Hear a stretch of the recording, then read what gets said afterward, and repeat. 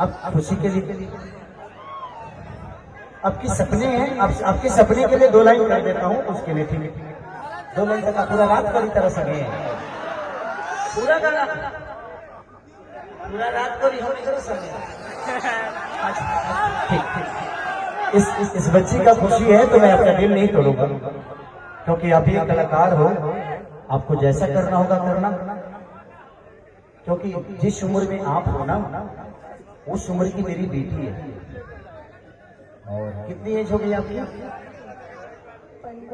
15 साल, वो 14 साल।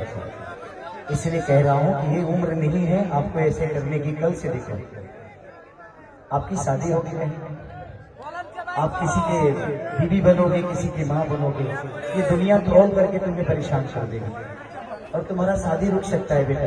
तो जिंदगी में कोशिश करो आप बड़ा बनो, मेरे साथ नाच लोगी कल से, यही दुनिया कल से आपके बारे में, आप गांव देहात की लड़की हो, आप पढ़ने वाले घर की किसी के घर की बेटी हो, मेरी भी बेटी की तरह हुआ। बट मैं यही चाहूंगा कि आप प्लीज आज कर रही हो, आइंदा कोशिश तब करना जब थोड़ा बड़ा होगा, ठीक है? चल बजा दो गाना, बजा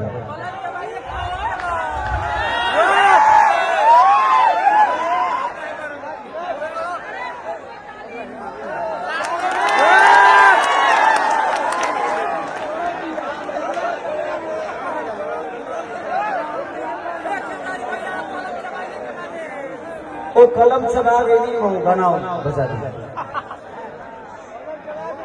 है गाना ना बजवा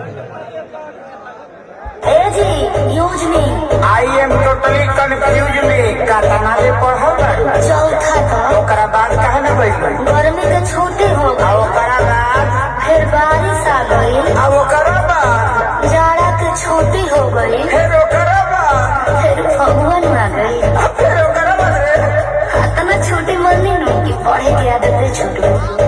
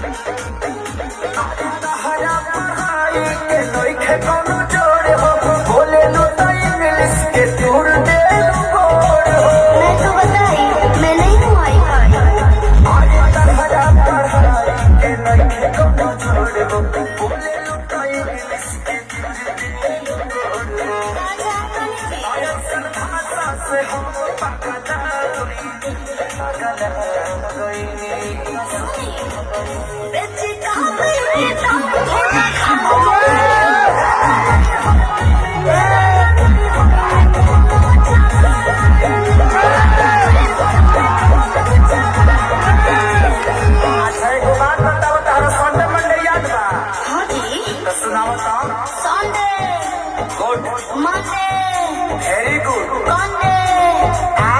लवंदे ठंडे ठंडे संतोष पागल मुझे पढ़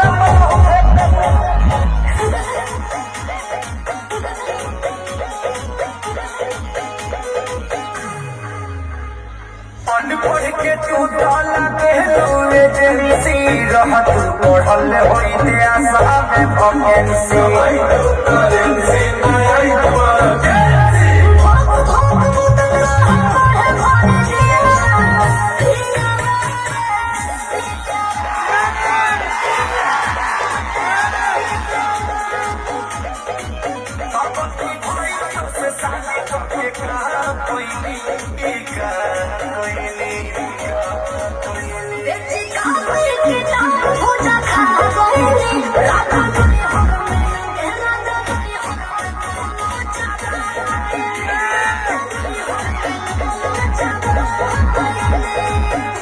बाप लागत के हम डिप्रेशन में जाते निकल जाके देखी बढ़िया जगह हो न वही हनीमून मनावल जी डिप्रेशन में घूम घाम के आ चले जाए आपके साथ सब दूसरा बना दे का भाई कुछ गलती हो गई का ना ना ना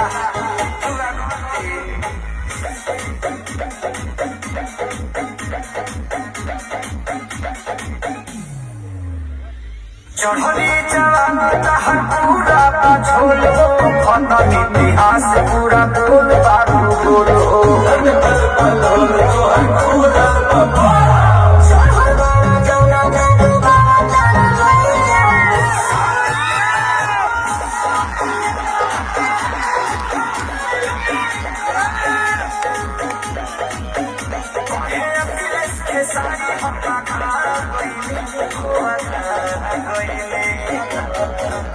बेची टावर की टावर हो जाता कोई नहीं राजा नहीं हो राजा नहीं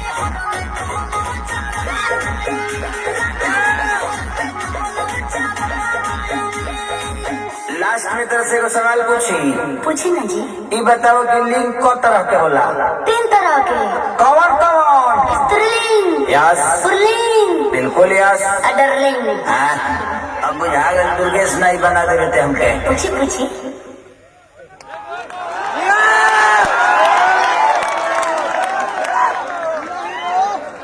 हेलो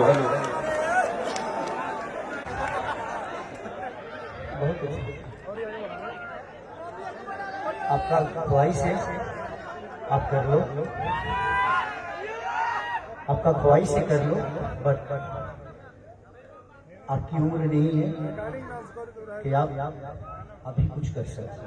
तो आप पहले खाओ पियो, पढ़ाई लिखाई पे ध्यान दो। जिंदगी में भी बहुत टाइम है आपके लिए। सिंगिंग भी करती हो, तुम कुछ भी कर सकती हो। मुझे आपको कॉन्फिडेंस हो रहा है। बस बेटा करने में और दुनिया को करके दिखाने में बहुत फर्क होता है। करते तो सब लोग हैं, बट दिखते कितने लोग हैं ये मायने रखता है। जिंदगी में किसी के साथ कुछ कर लेना मायने नहीं रखता है। उसके आप उस लायक बन जाओगे ना तो फिर आपको स्ट्रगल करने की जरूरत नहीं, आप कर लोगे। बट मुझे डर लगता है कि आप बहुत छोटी हो। इस उम्र में आपके गांव नगर में, मार्केट में, स्कूल में ये दुनिया आपको ट्रोल करेगी। बट कोशिश करो थोड़ी सी हाइट बढ़ाओ, थोड़ा सा एज और बढ़ने दो, आप बहुत अच्छा करोगे। अपने रिहर्सल को हमेशा जारी रखेंगे। Best of luck, best of luck. Thank you. इस बच्चे के लिए एक जोरदार ताली बजा दो।